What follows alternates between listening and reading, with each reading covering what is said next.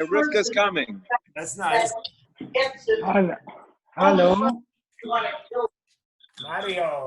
Somebody has to mute themselves. But Bernie, is that New Jersey as well? Yeah, does that mean New Jersey can come to us? It's for New Jersey. If you wanted to go to New Jersey, you don't have to quarantine anymore. Are we finished? That's so nice of them. You listening to a shear? That's mute. Sounds like the iron one. I guess we're not pariahs anymore. So it sounds like an hour. Oh, maybe Ganawa, yeah. Okay, so we're on Tzurba Rabbanon, page 213. We finished Tfilas Kelim, and now we're going to learn about Hechsher Kelim, how to kosher dishes. The laws of Hechsher Kelim are important. They arise on a regular basis. Sometimes you use a dairy utensil to cook a meat dish, or use a meat spoon to stir a dairy soup. And as we've learned, the food becomes treif and the kelim become treif. And in order to use them again, you have to kosher them. As we learn in the Shir, maintaining a kosher kitchen, in cases like these, the utensils become treif, must be kosher. Alternatively, if one will be using a non-kosher kitchen, like at a non-kosher Airbnb, or at the home of non-observant relatives who have agreed to kosher their utensils, you have to be familiar with the process of koshering. Finally, and everyone who plans to kosher their kitchen for Pesach must be acquainted with these halachos on a basic level. In this year, we will study some of the basic halachot relating to koshering, the reasoning behind them, and some relevant practical applications. The most basic issue that must be addressed within the laws of Hechsher Kelim is how exactly the non-kosher absorption into the utensil can be removed halachically. It is easy, of course, to simply wash out a pot and clean it of any problematic residue.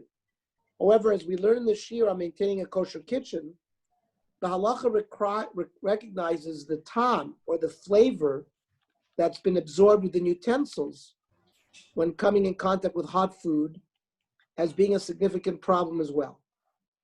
How then does the halacha dictate that we remove the absorbed flavor from our dishes? The answer is that the operative principle is kibolo kach polto. The method in which the flavor was absorbed is the method in which it is expelled. And this concept is actually described in the Mishnah of Azara. Halokech kli tashmish min kechavim. If you buy a kli from a non-Jew that has obviously cooked it with non-Jewish food, with non-kosher food,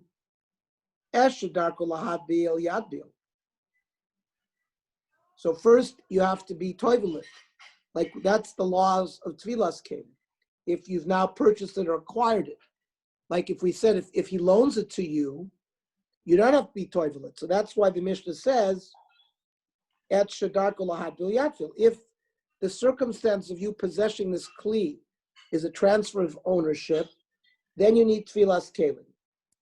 Then lahagil yagil, that's if the food was cooked in hot water, then you have to put the dish in hot water. L'lavin ba'or, yilabin ba'or, ashpud v'askala. L'lavin ba'or asakin shafa v'hitohir. You have to, so if the utensil acquired its flavor through direct fire, like a spit or when you grill meat, then you can't use hot water, you have to use fire, libun. And a sakin shafa v'hitohora. It says a knife, you have to polish it as well. That's part of the cleaning process. Now, before continuing, it's worthwhile to briefly list and define the major types of koshering referred to in the sources. Number one, libun chamor. placing in a fire of a very high temperature. It's about 700 to 800 degrees Fahrenheit, we're going to see, or heating until white hot. And that's the highest, most intense level of kasher. Libun kal, placing in fire of a somewhat lower temperature. There's machlokas aposkim, what that is. Some will hold it's even as low as Yad Soletis bone, which is 110 degrees Fahrenheit. That's libun kal. Hagola and a kli rishon, placing in a utensil with boiling hot water on the fire. This is the case of purging in boiling hot water that the Mishnah talked about hagola. Since the temperature is less hot than libun, hagola is considered a lower leveling of kashering.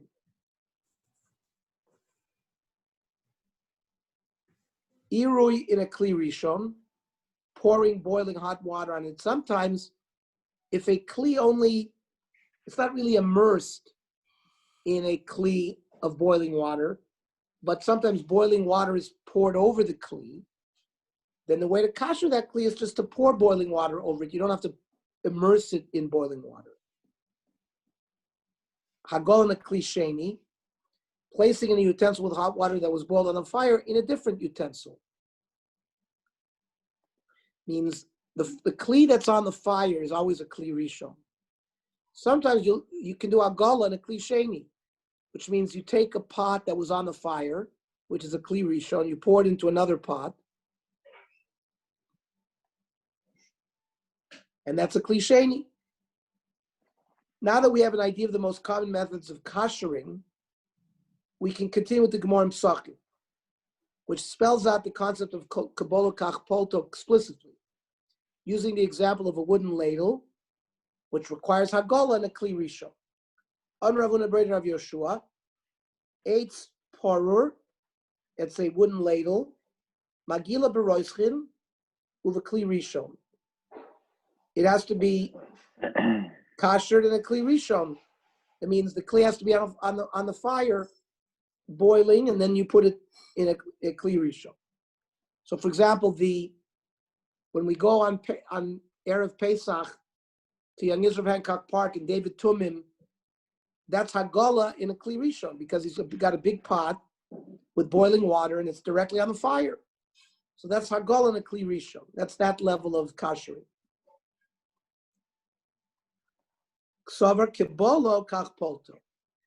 The Gemara says the reason why the ladle works is because it gets its absorbed flavor through hot water.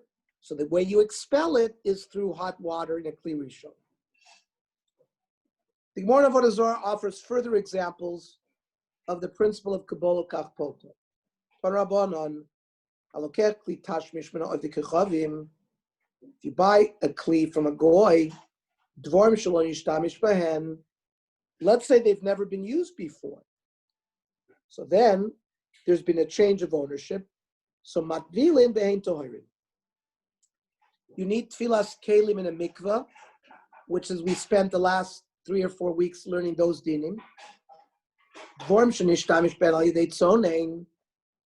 Any kli that was only used with cold, like kosos, cups, uktonios, v'tzluchios, various containers for fluids. So madichin, all you have to do is wash it out. Because remember, an absorbed flavor is not going to absorb with cold. We've learned that flavors are absorbed through heat.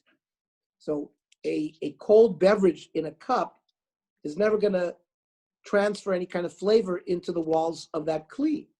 So you don't need any kind of agol. You just have to clean out any residue from it. And then you do hatvala, tfilas kelim if you changed ownership, and then you can use it. Dvorm shenishhtamish ben al yidei chamin. Let's say you made chicken soup in that pot, and that's how the flavors are absorbed in that pot. Could go hayoros, a cauldron, hakumkumusin, like a tea kettle, Umechamechamin. That's like a hot water urn. Magilin, you have to put them in hot water in a kli rishon. Umadvilin vein toharim. Dvorim shenishtamesh ben al yidei or kegon ashpurim v'askalos. These are grills where the food is placed directly on that kli and hot fire is used. So malavnin, you have to do libun. Umadvilin vein toharim. In the cases mentioned, the utensils are used to prepare food in one way only. Now, many of our kelim, what is the halacha concerning utensils that are sometimes used for cooking with hot water and sometimes used for baking or cooked directly with fire? That means you have multi-use kelim. According to the Rambam in Hilchos Chametz Umatzah and the Rajba, we follow the majority use of the utensil. So they are lenient. So even if a minority of the time you might use the kli directly in fire, but you would not require libun, hagala would suffice because the majority of the use of this kli was with hot water, right? The kli is kasher according to the Rambam, according to the Rajba, according to its majority use. But the Beis Yosef, right, the commentary on the Tur, who is Rav Yosef Karo, who eventually wrote the Shulchan Aruch. So the Beis Yosef, according to the opinion of the Rav Yah, another Rishon, holds that even if it is used in the minority of the time for roasting or baking directly with fire, you have to kasher the kli in a more stringent manner of libun. Says the Beis Yosef, Aval pi sherov tashmishin b'kli sheni. And even though, for example, you don't really use it directly on a fire, use it as secondary, like not on the fire. So let's say you have like a soup bowl. A soup bowl is never put directly on a fire. It's always used as a kli, where the hot soup that was cooked in a kli rishon on the fire is then transferred to a kli, the soup bowl. But let's say you have now a soup bowl, you're also not going to use directly on fire. You're never going to use it as a kli roshan, but you may have a kli that normally is used as a secondary kli, but sometimes is used on the fire. So the Beis Yosef says that kli requires not hagol in a kli, but rather hagol in a kli rishon, even though it's used for a minority of the time in such a fashion. So the Shulchan Aruch, however, even though it's Beis Yosef, rules in accordance with the Rambam and the Rashba, leniently. Kol kli holchin bo achar rov tashmisho, it says in Orach Chaim by this is by Pesach. Is it Taf Nun Aleph? And therefore, we don't have to worry about minority usage. Hilkach ka'arot, plates. So maybe they have different plates than we do. We don't put our plates directly on the fire. We're talking about a plate that you can cut. Let's say it was a metal, like they used to serve at Elite Cuisine, the steaks on those metal plate. Remember they used to serve the grilled steak on a metal plate. So some plates are metal. So a metal plate you can kasher. And maybe that kind of plate, sometimes they would put directly on the fire if it was metal. And even though, so if the majority of the time you don't use it on the eish, kiven sharov tashmisha hu be'irui. Irui means you pour it.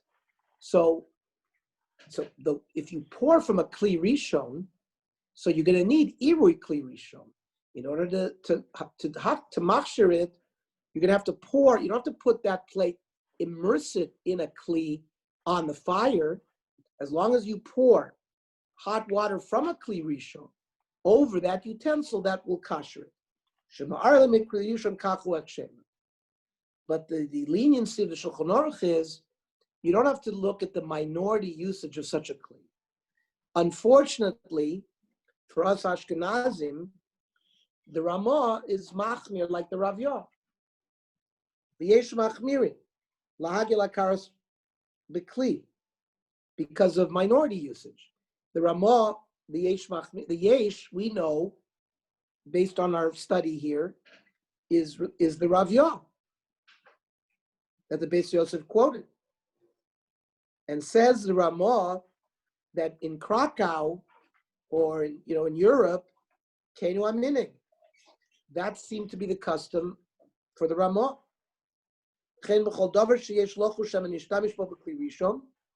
Anything that might have been used directly on the fire, could go in kapos, spoons, because you might put a spoon directly into a kli rishon to stir it. Yesh machminin lahagil kol kli shesiya afal pi shetashmishin b'tzomei. He also says it's our custom to kasher all of our cups, even though normally the cups are used for cold. Mishum shelafamim mishtamshim bebachamim. There, people put a hot tea into a glass. So even though that's only a minority of the usage, the Ramah paskins like the Rav Yah that we have to be concerned of the minority usage as well, and you have to kasher that kli according to the Kabbalah Kachpolto. It means you'd have to immerse it in a kli rishon, or at least iri kli rishon.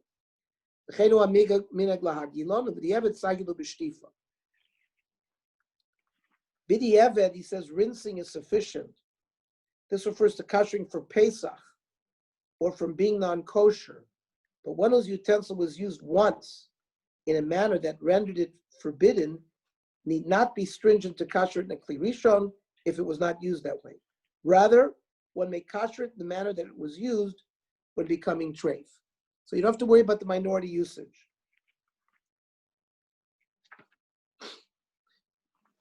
Says the Mishnah Brura, V'cheinu aminig mikol malkom b'di'eved samchinan adei harishona.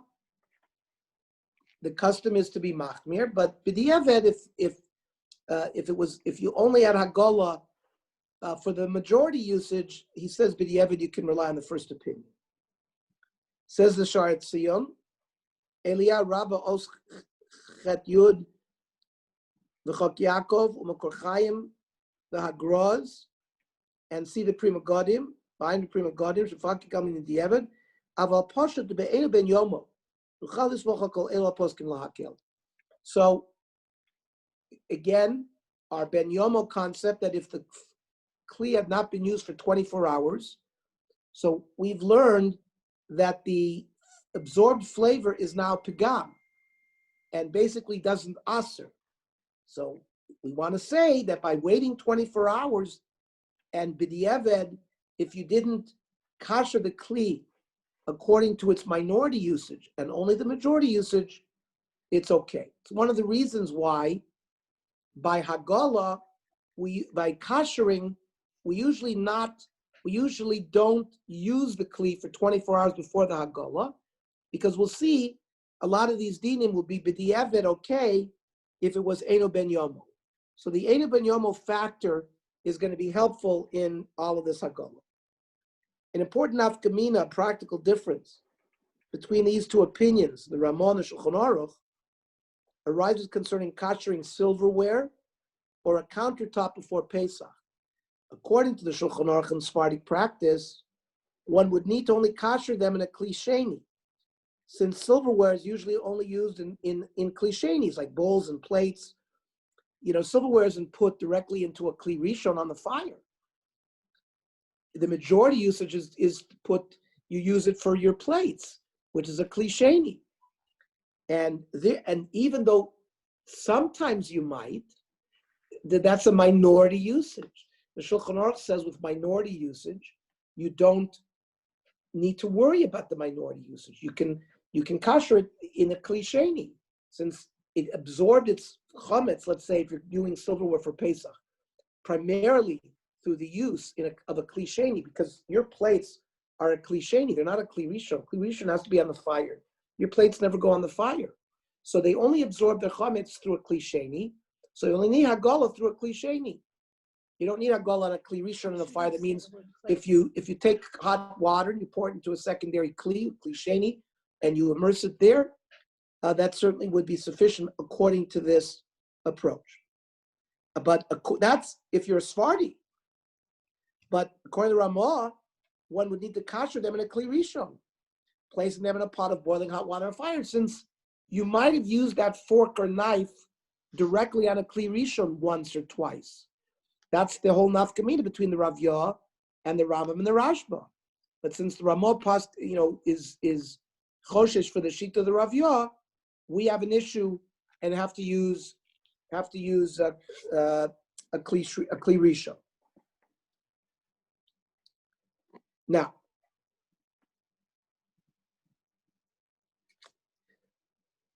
is the light on as high as it can go? Okay. Oh, good.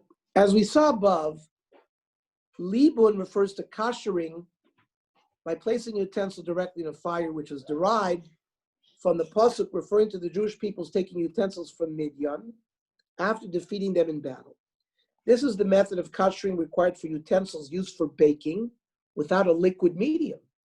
If you have a baking utensil and you put it in the oven, there's no liquid, and therefore it's considered directly on the fire, such as baking pans and utensils used in grilling or roasting, and certainly the grills themselves. Now, how hot must the fire be to achieve the necessary conditions for libun? According to the Talmud Yerushalmi, one must see sparks of fire emanating from the utensil. Halibun tzarach shiyu nitzotzot menatzin mimena. Right? The Talmud Bavli describes the level of heat necessary in a different term. In Masech Avodah Zarah, ad kama melavnin, on Rav Mani, ad shetasher kliposim, until they shed their outer layer. The Rosh understands that the two Talmuds are not arguing with each other. Rather, both measurements refer to the same temperature. Says the Beis Yosef in his commentary on Yoreh Deah here in Kuf Chaf Aleph. Uligmora at kama malabin at shetasher kliposim v'yushalmi alibun tzarach shiyu nitzotzim menatzim mimenu. V'chein kosav harosh b'tshuva klal yudalid. The Rosh writes l'chora that they're both the same shear. In contrast, some Rishonim, such as the Agos Maimonios, quotes Rav Avigdor, who holds that the utensils only need to be heated to the temperature at which straw would be burned if it would be placed on the utensil, which is a much lower temperature than that described by the Gemara. Says the Agos Maimonios, Matzati b'shem Rav Avigdor, Shimelavno ad shim yosim alev kash.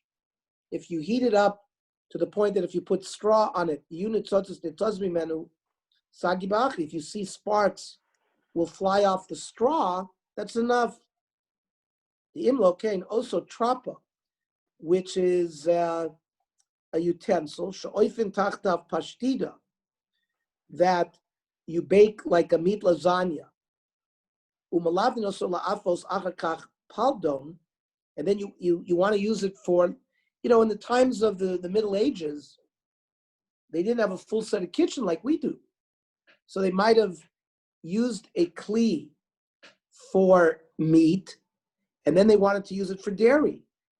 And so you had to kasher it. So this paldon is a dairy dish. So you need libud, you need tzotzos netozin, hayimiskaki legamre. However, if you raise the temperature to such a high level, it would damage the kli, so it certainly does not require to that extent that sparks fly off the kli. It's enough for it to be hot enough for sparks to fly off a piece of straw that you put in the kli. The Mordechai, as a Rishon as well, explains that this type of libun is not effective in all cases. Rather, it is effective only in cases of heterabola, which are cases where the absorbed substance is not forbidden at the time of absorption. So, for example, chametz that is absorbed by a kli.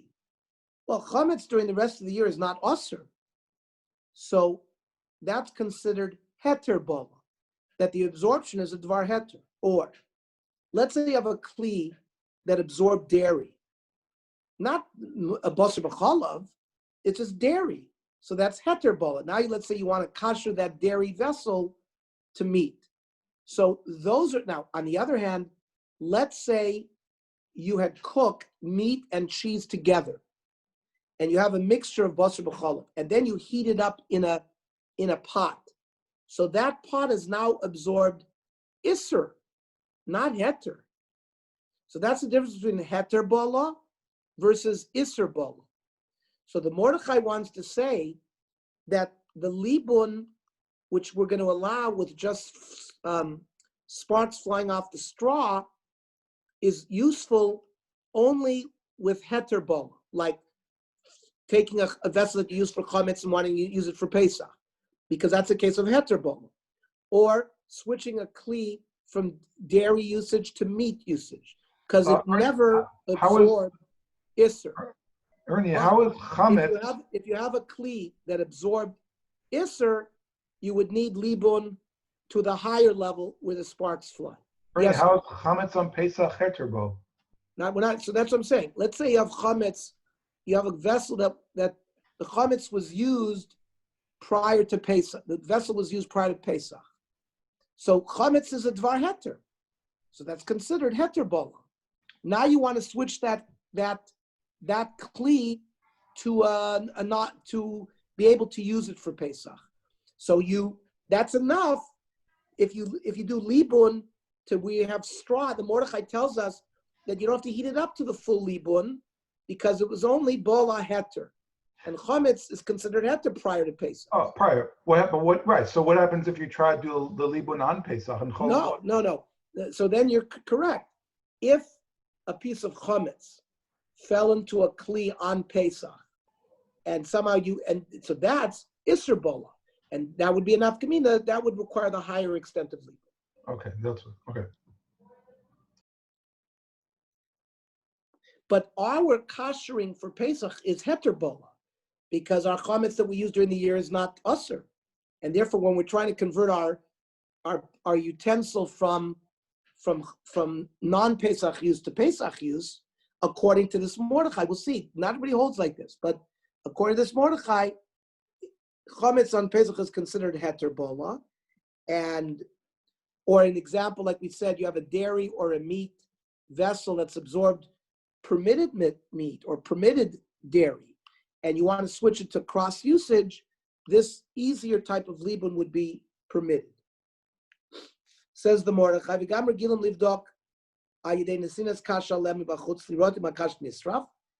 we use this mechanism where we don't look at sparks flying off the kli, but flying off straw.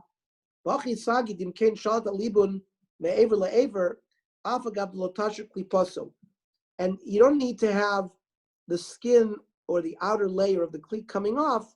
It's enough for the sparks to fly off the straw. So here's where the Mordechai qualifies it. The kivan de hetera bola imkein dailam bagola. He says, you know what? It would even hagola would work in these cases of hetera bola. So certainly, the libun that leads to the kash sparking is certainly enough. So according to Mordechai, since hagola would have been sufficient, libun kal, which is somewhat more effective than hagola, is also sufficient.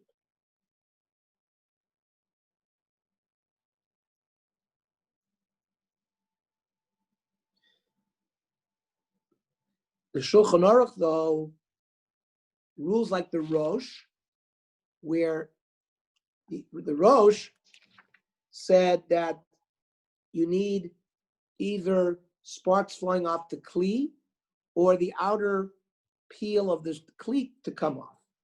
So he rules like the Rosh regarding chametz, right? So you see, the Shulchan Aruch does not make like the Mordechai regarding chametz. He does not hold of this concept that since it's heter bola, he learns like Chaim, that since chametz on Pesach eventually becomes, it's an isser, it's not, you can't qualify it as heter bola. Perhaps that's the machlokas there. The Shulchan Aruch rules like the Rosh concerning chametz, while the Ramah brings the opinion of Rabbeinu Avigdor, though in practice he also rules like the Shulchan Aruch concerning chametz, and any case where libun is required. Says the Shulchan Aruch, kelim shemishtamishin behen al yedei ha'ur, utensils that are used directly on the fire, kigon shpudim, grills, v'askalos v'chayotzav, and tzrichin libun. V'alibun u'achiyen nitzotzos nitozimen. Shulchan Aruch can't be any clearer. He says that kind of libun needs sparks flying off of it. He does not give you the heter of the Mordechai. Says the Ramah, yesh makilin im nislabin kol kach, shekash nisrotzav alav mibachutz. Of course, we know who the Ramah is referring to. He's referring to the Mordechai. However, noyagin kesvar rishon b'chol davar shedino belibo. The Ramah says very clearly the minig is to follow the day of the Shulchan Aruch that you need full libun. So what does the Mishnah Berurah say? So number one, on the issue of nitozin mehem o achetosar klipas yona, he also gives you the option of if you see the outer peel of the kli coming off, then it says yesh makilim in the libun zeh after garuam libun arishon, even though the libun that you use for sparks of straw is not as good as the first libun.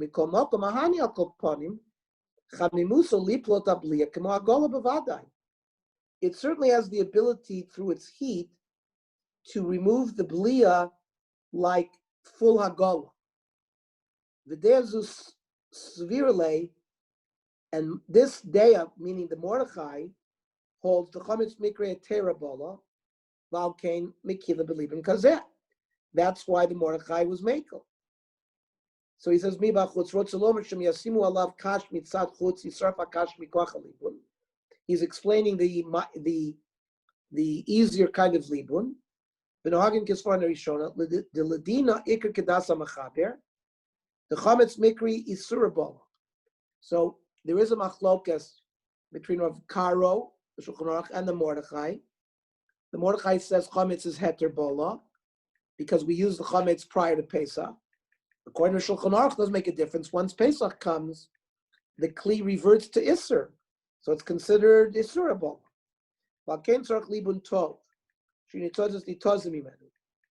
He says, let's say you did it not to the full libun. He says, even b'di'evad, you have to answer it. However, says the Mishnah Berurah, b'makom hefsid meruba, o manias simchas yontif, and hu eino ben yomo, me'ech nishtamshu bo hachametz. If this kli had not been used for 24 hours, the last time that chametz was used, yesh lismoch b'di'evad ala poskim the sovereign the chametz mikra terabola. You can rely on the Mordechai, v'dai b'mashech shir ba'agola o b'libun kal, and therefore libun kal or hagola would work, says the Mishnah Berurah, when hefsed meruba or the simchas yontif is going to be affected. So first of all, look at the footnotes. Rav Eliezer Mliamed mentions that the temperature of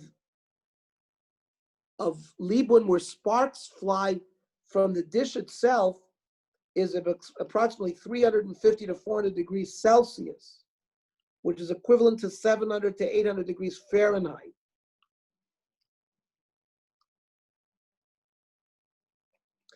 Now, when we said that the straw, we have libun kal, which is that straw will spark, the Magen Avraham is more lenient and holds that the utensils being kasher through libun kal only needs to reach Yad Soledismo, which according to most opinions is 45 degrees Celsius, or about 110 degrees Fahrenheit, even though this level of heat cannot burn straw or similar material.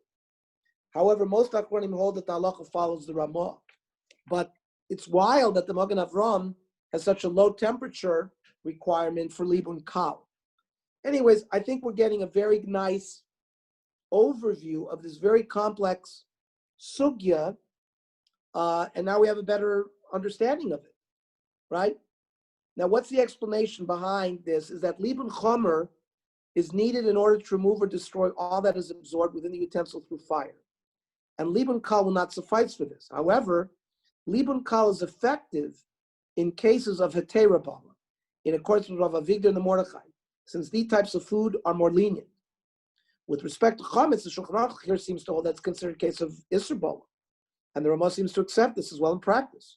So he mentions the Mordechai, but he acknowledges that in other cases that are definitely hetera bala, one may indeed use libun kal. So whenever you're switching from meat to dairy or dairy to meat, that's hetera bala. We're not talking about that you cooked basar b'chalav in a vessel. Now, of course, the camps that would try to kasher kalim that were used by Gentile camp, now that's isser that is being absorbed by these kalim. That's why I remember in Camp Moshava, they would bring up the what do you call it? The torch, like welders use. They would bring a Mario. Why don't you unmute somebody who knows the thing that I'm talking about? A blowtorch? Yeah, a blowtorch. And they would blowtorch everything because it had to get white hot because that was isser bala. In your own home, if you wanna switch from meat to dairy, that it could be hetera bala. By Pesach, we're machmir, but you see the Mishnah Berurah said that agala would be acceptable if it was hefsed meruba or minias simchas yontif. Today, I would say since really dishes are not that expensive, probably we would not rely on that hectare. And we wouldn't use it at all. We'd have a special dish for Pesach that it had not been used directly on the fire. But if a certain family that it is a hefsed meruba for them could rely on this b'di'evet as long as you don't use it for 24 hours on this concept of agol. Okay. There are a number of other cases as well where libun kal may be used, such as where it is uncertain whether the utensil actually requires koshering, or where the utensils are hard to clean completely due to cracks and crevices. And libun in such a case is effective even though hagala is not. So sometimes we use libun kal in cases where it's hard to do hagala because it's hard to clean it because of cracks and crevices. Okay. What about kibolo kachpolto concerning libun? We have seen that the method of koshering performed depends how the utensil was used. And it's koshered in the manner that it was used. With regard to hagala, kibolo kachpolto also determined which level of hagala is necessary. Does that to be on the kli rishon on the fire? Can it be in a kli sheni? Does this principle also dictate the details as to how libun is performed?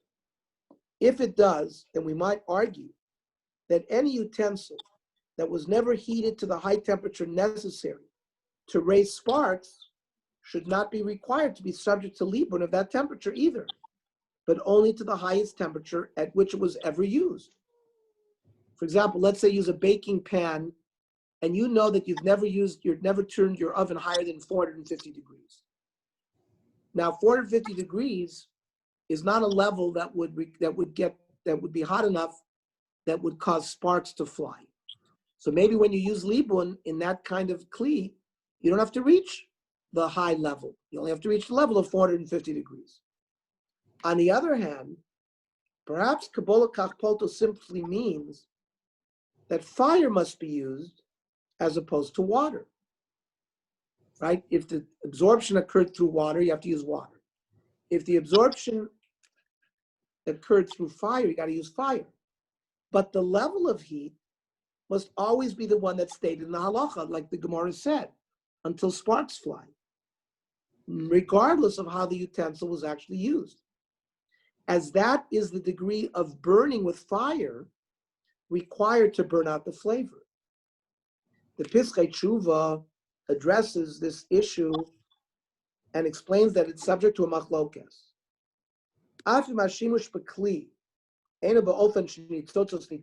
Even if the use of the kli is not where sparks fly off. You still have to do libun that way. Ki hadin kibolach kachpoto lo nemar elabagola. This concept of absorption, that's how you expel it, was only mentioned regarding water usage. This concept of kibolach kachpoto was never even discussed there. Mishum shalibun eno polida iser elasorfo. He says water doesn't expel it, it actually burns it. Lachen kol shabliasa iser bekli. Hayoya de chama eish lo mayim v'rote.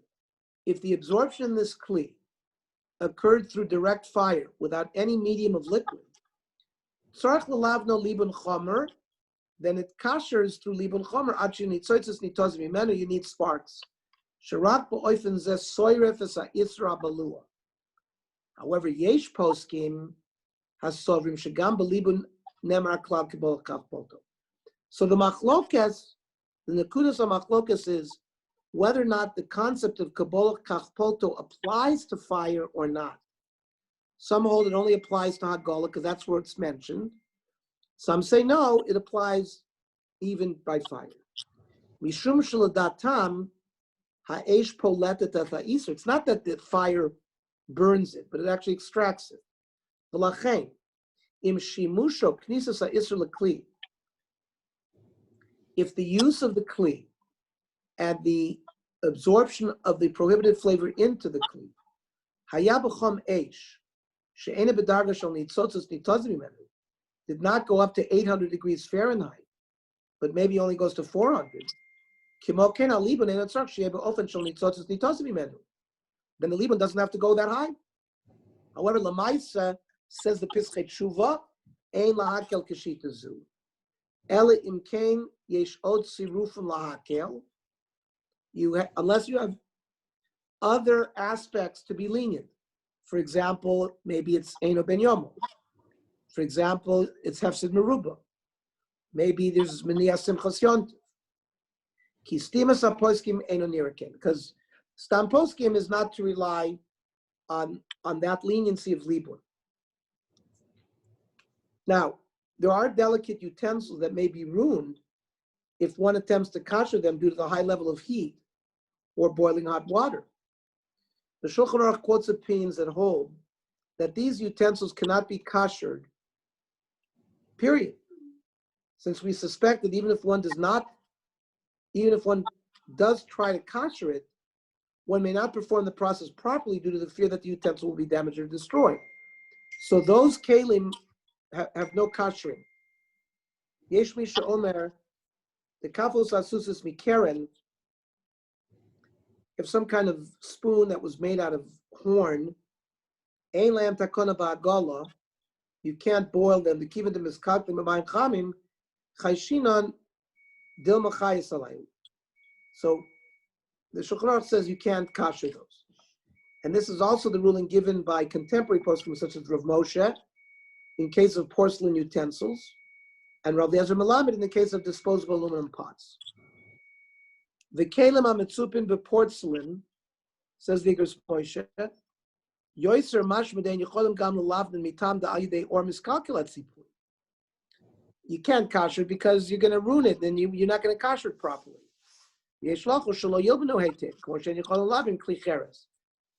like you can't perform libun on earthenware.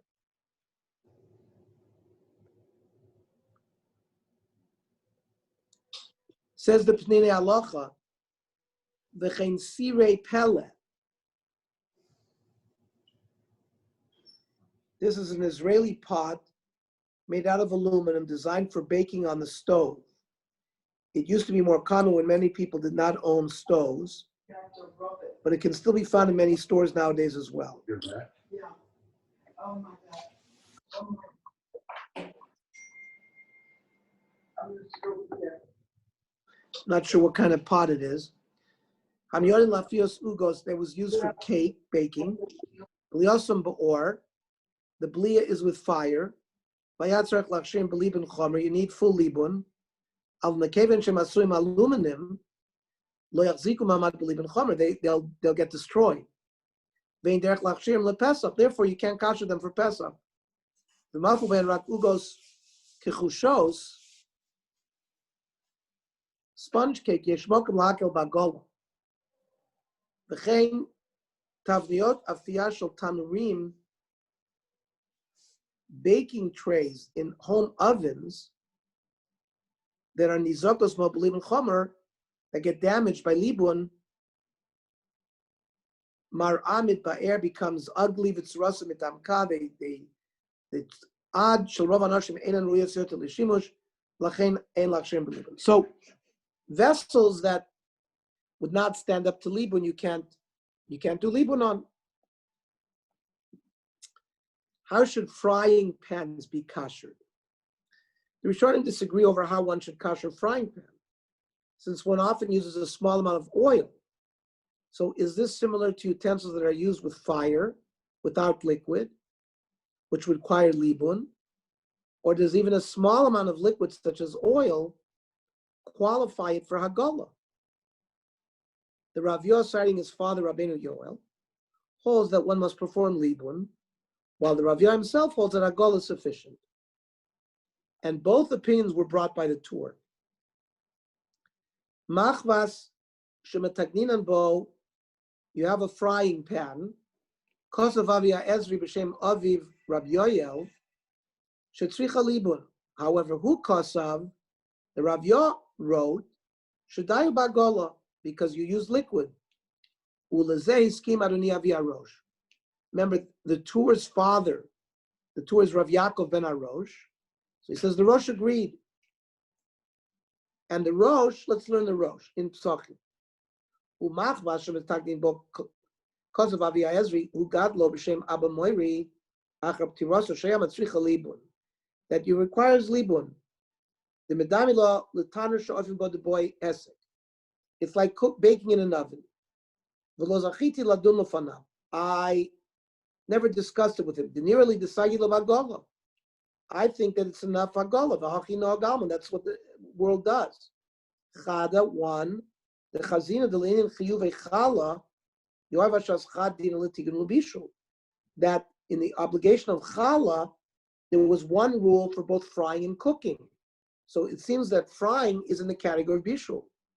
V'su, another, lo chilpu chachamim ben yoyra leyoyra, avagav sheyesh yorish matignin b'chala,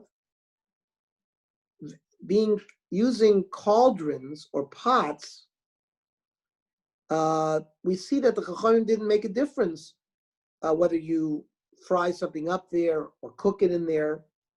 Visu and another, the Tanya B'Shili Tosefta, Hayoris L'mach Bechamin, cauldrons and pots, the tigun and frying, the kumkum and madichin, the roiskin ad kandvarav.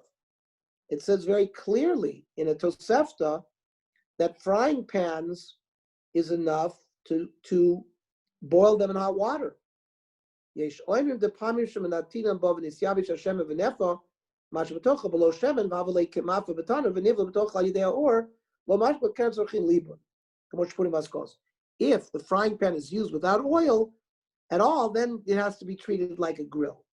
So the Shulchan Aruch rules that one should distinguish between the laws of Pesach and other prohibitions regarding this. Machvas shemetagninim bo, afal pi shle'in chametz b'Pesach dailo bagolo. For Pesach, it's enough to just boil. Linyan shari surim shricha libun. Shulchan Aruch says, for let's say it absorbed tarfus, or it absorbed basar b'chalav, or absorbed other types of yisurim besides chametz, then it would require libun. Now, why is this? So the Shach, the super commentary on the Shulchan Aruch, offers two explanations as to why we distinguish between Pesach dishes and those with other prohibitions. The Beis Yosef and the Levush suggests that when the frying pan absorbs chametz, the chametz is permitted at the time of absorption, such as when it was absorbed before Pesach. Likewise, if it absorbed meat, and after 24 hours, when the flavor is not ben yomo anymore, it absorbed dairy, the absorbed flavor was a permitted one at that time, because dairy, simple dairy, is permitted, beyond 24 hours doesn't create Basar B'Cholim. Therefore, we are more lenient and Hagala suffices. But if the frying pan absorbed the flavor of a non-kosher food, which is a forbidden one, at that time, then libun is required. This distinction is known as hetera bola versus isura bola, like we had before. An additional distinction is mentioned in the name of the Ramami Panu, that in a frying pan belonging to Gentiles, the majority of usage is without water, but rather with a small amount of oil, as then the absorption takes place directly to the frying pan. Therefore, libun is required in order to kasher it. With regard to chametz, though, most of the time it's prepared using water. So absorption does not take place directly into the pan, but rather through a liquid medium. Therefore, hagala is sufficient. Let's see the shach inside. Shaliyin chametz b'pesach tay b'hagala, kivan dehetera bola, because the usage of the dish prior to Pesach, chametz is matir. V'chein mashma da'atam b'beis Yosef v'chein yer miloshem al-chaber kan, v'chein kosav ater zav, l'fi zeh gam b'machmas shel chalav o basar. If you have a dairy frying pan or a meat frying pan and you want to switch usage, sagi b'hagala, kivan dehetera bola. Abel b'tshuvis menachem azarya kosav atam b'nei shemachmas shel ovid kechavim rov tashmishon b'li mayim el yadei shar mashkin kegon shemen v'chadomala. They don't use water; they use oil. Mashen kevin machmas shel chametz, as opposed to a frying pan that was used chametz. Ad kan lashon. Fizeh gam b'machmas shel chalav u'basar. If you buy it from a Gentile, libun kiven de bola b'li shum emtzai. So, as noted by the Shach, a practical difference between the reasons arises where the frying pan was used without a significant amount of liquid and thus absorbed the flavor of dairy or meat directly. According to the Beis Yosef and Lavush, Hagala is still valid since permitted flavor was absorbed, but according to the Ramami Panu, libun is required since absorption occurred directly without a medium. Rav Ovadia Yosef rules that the practical halacha is in accordance with the first approach, that as long as the substance absorbed was permitted at the time, Hagala is valid. And according to some authorities, even the Ramami Panu, they have only intended as ruling to apply to chametz. So therefore, by other non-kosher things, Hagala would suffice as well. V'sayim hashach, says the Abia Omer, u'lefi zeh gam b'machmas shel chema or basar, a frying pan with butter or meat that you want to switch, tzarach libun, kiven de bola b'li shum emtzai.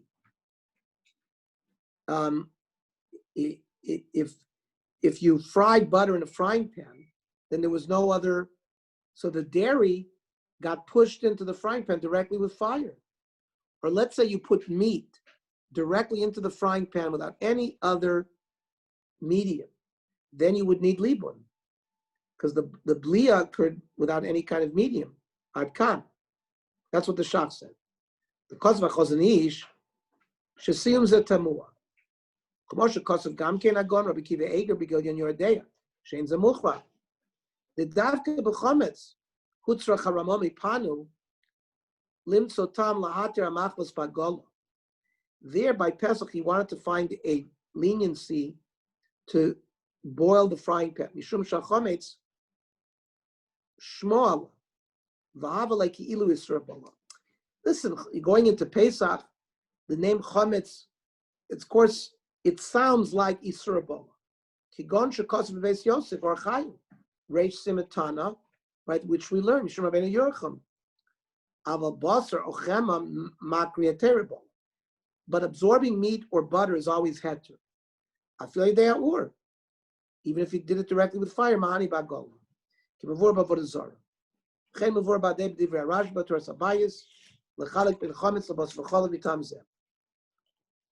so to summarize, therefore one may perform Hagala on a frying pan used for dairy that was mistakenly used for frying meat more than 24 hours after frying dairy.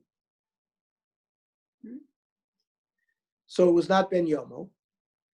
Again, you always have to wait 24 hours. A frying pan that was used for dairy, that normally is used for dairy, that was mistakenly used for frying meat. but it was done more than 24 hours after. Because remember, if you fried meat in a frying pan that had been used for dairy within 24 hours, you've created basar b'chalav, because there's absorptions of dairy in that frying pan, and now you've fried meat, so now you have basar b'chalav. That kli is certainly osur.